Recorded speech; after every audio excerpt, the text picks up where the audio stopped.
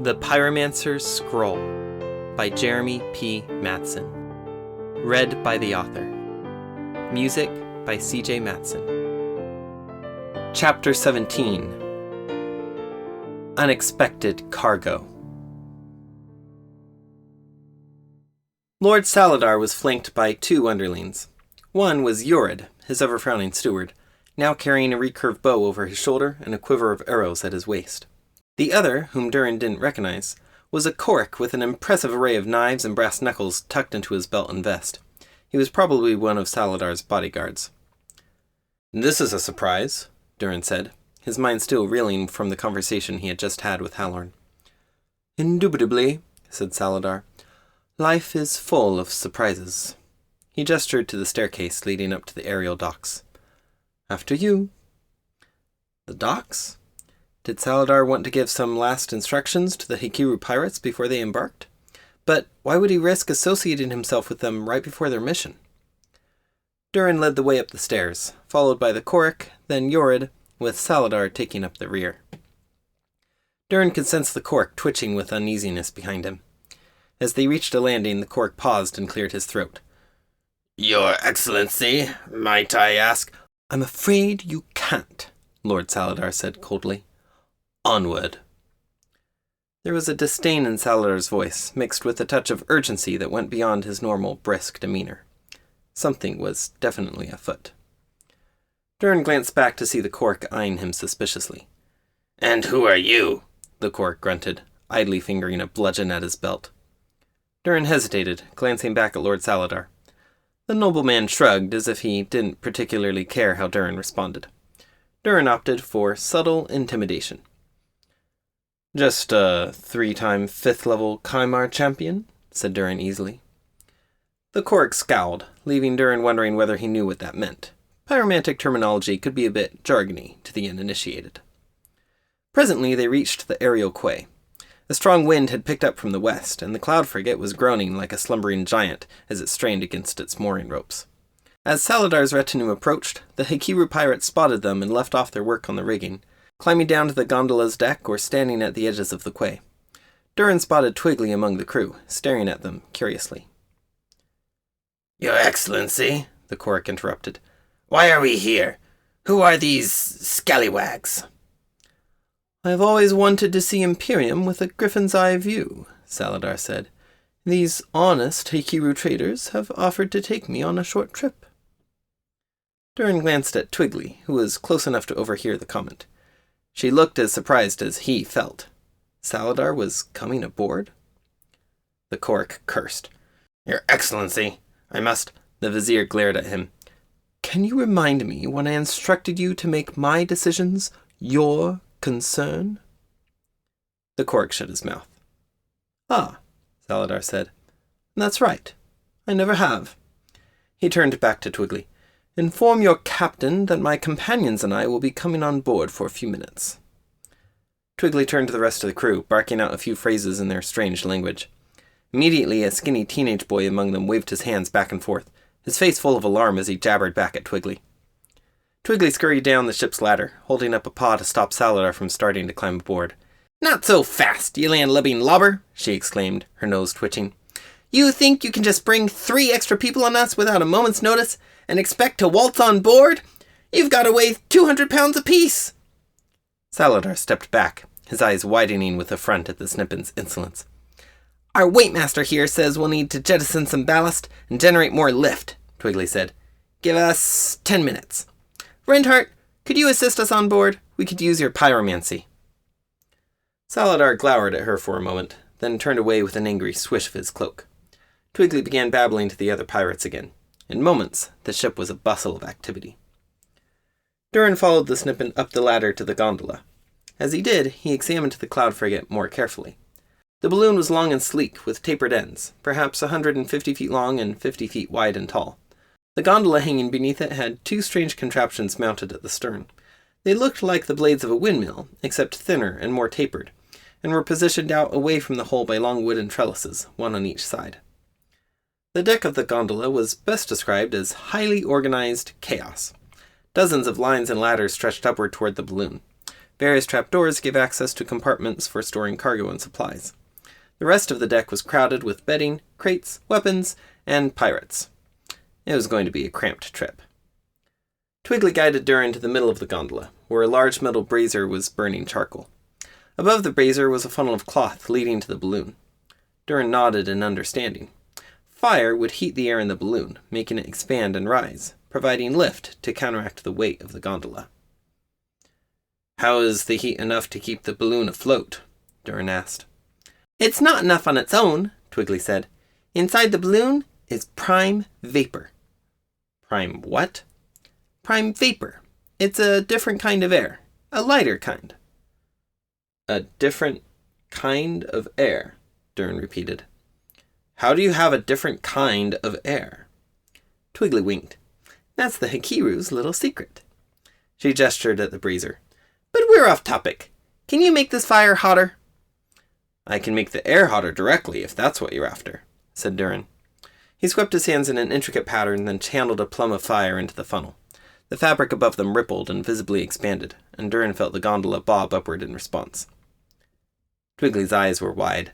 "Stars, but we're going to love having you on board, Rendheart," she said. "Keep it up. We'll be bringing the rest of the crew on board soon, along with our 3 surprise passengers. So, we'll need as much lift as we can." Durin continued for the next 5 minutes. The gondola bobbed up each time he released a plume of fire, and bobbed down each time another crew member came on board, particularly the humans, who were the heaviest. The cloud frigate preserved a delicate equilibrium, indeed. Once Saladar, Yorid, and Saladar's bodyguard were on board, Twiggly held up a paw. "Hold a moment!" The only pirates still on the quay were 2 other snippets, standing at the ready at the last mooring ropes. "Let her sink a little so we can loosen the lines easier." Durin stood at ease, grateful for a break. Gradually, incrementally, the ship began to sink, until the mooring ropes were no longer taut. For the last 10 minutes, Saladar's choric bodyguard had been scanning the scene with a scowl on his face, muttering curses under his breath and glaring at any pirate who came too close to him. Finally, he turned once more to Saladar. "Your Excellency, I stridently object. You cannot entrust your safety to this ramshackle vessel and scurrilous crew. As your chief of security, Saladar cut him off without even turning to look at him. "Trust me, I know how much you care about my security. Or how little." The choric looked puzzled. Durin, processing the implications of Saladar's words, moved into a battle stance, dropping a hand to his sword hilt. A moment later, Saladar spun and released a throwing dart he had held unseen in his hand. The dart hit the choric in the neck, causing him to recoil. Then anger filled his eyes, and he lunged forward, drawing a knife from his belt. Durin stepped forward to defend his master, but Yorid was already there, grabbing the choric's arm and twisting it behind him. After a moment's struggle, the choric's movement slowed, and he collapsed to one knee, clawing at the dart still buried in his neck. Saladar stood over him. "I would have liked to interrogate you, to find out how long you were in Lord Skyfang's employ. But this will do." The choric fell to his hands and knees, wheezing. His eyes, now tinged with red, stared wide-eyed at the nobleman above him. "How?" he croaked. Then he crumpled to the floor of the gondola. The pirates began to shout in angry tones in their indecipherable language. Tach, the Dorinian navigator, pushed his way to the scene. "You murdered him!" "He was planning to murder me," Saladar said calmly. He knelt and retrieved his dart from the choric's neck. "I learned just this morning that he was under the employ of one of my rivals in court, an ambitious politician named Lord Skyfang. Skyfang had ordered him to assassinate me at high noon today, so I struck first." "But you killed him!" Twiggly said. She had moved to stand next to Tach and was staring at the body with wide eyes. Saladar carefully tucked the dart into a pouch at his waist, avoiding the tip. "Indeed, rock viper venom, undiluted, full dose. Works quickly, highly effective." "But couldn't you have had him arrested?" Saladar cocked his head. Let's see. I could arrest him, spend the better part of a month arranging for his trial, and then have him executed. Or I could execute him now." "But enough!" Saladar snapped. "Do not question my actions, scrawny dreg of the aerial seas. Understood?" Durin scanned the eager crowd of pirates, his hand still on the hilt of his sword. For a moment, all was silent except for the thrum of the rigging in the breeze. Twiggly glared at Saladar with narrowed eyes, then finally nodded. "We understand." "Good." Saladar turned away. "Then let's cast off. We leave immediately." Twiggly opened her mouth, a question on her tongue, but stopped herself. Tok asked instead, "How far are you coming with us?" "The whole trip," said Saladar. Now Twiggly couldn't stop herself. "What?" Saladar gestured at the floor. "That bodyguard was not the only spy in my household. I recently learned that there are several others, each with orders to assassinate me when the opportunity presents itself." "Agents of Elandria?" Durin guessed. Saladar shook his head. "Agents of Lord Skyfang, or perhaps others like him. I am not without enemies in court. My rivals, too cowardly to confront me openly, are resorting to the basest measures to thwart my glorious vision of Kalamar's future." Saladar strode to the railing, looking out over the city. "It will take several days, if not weeks, for my own agents to root out the assassins and eliminate them. So I needed a way to get out of the city quickly and unexpectedly, without taking a large retinue with me." "I see," said Durin. "You and the pirates will continue exactly as planned, only with me and Yorid on board. You can toss the Korg's body overboard as soon as we're past the city." Twiggly swished her tail angrily. "This is not what we agreed upon." "I'm afraid the alternative was you returning here with the prize, only to find your employer dead," Saladar said. "Explain to your captain, Ensign, that every plan requires adaptation." After glaring at Saladar's back for a second, Twiggly turned to the rest of the crew and gibbered to them in Hakiru. This turned into a lengthy and spirited discussion, though Durin couldn't tell how much the pirates were angry and how much this was the natural animated nature of their language. Finally, with a series of gestures from Wing Captain Bladebeak, the crew set to work, tightening lines and securing cargo.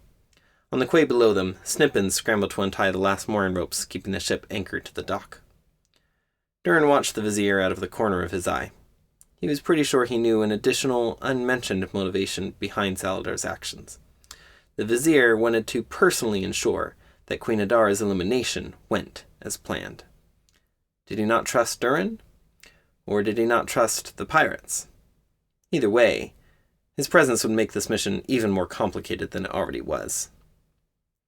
A moment later, Durin felt the ship jolt. The last mooring rope gave way, and the airship began to drift east, wholly at the mercy of the wind. "Give her all you got!" Twiggly barked to Durin. "Or we'll crash into some unlucky bloke's palace!" Durin obliged, channeling massive gusts of heat into the balloon. Slowly at first, then faster and faster, the airship rose. Durin looked out in amazement as the cityscape of Imperium fell away beneath him. There was the Mansory Mayhem Arena, where he had fought in front of crowds of thousands. There was Saladar's castle, brooding over the city. There was the Imperial Palace itself, a majestic mountain of pinnacles and domes, now looking as small as a dollhouse. Durin leaned over the edge of the gondola, studying the streets below them. For a moment, he thought he saw the minuscule figure of a farmer from Caradel, staring up at them from far below.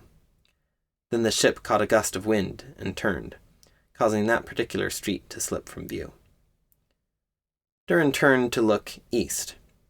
They were quickly rising above the nearest line of hills. Beyond that was a farther ridge, and then a farther one. And far beyond that, he knew, waited another city, another palace, another chance for him to earn the knowledge and power that he sought.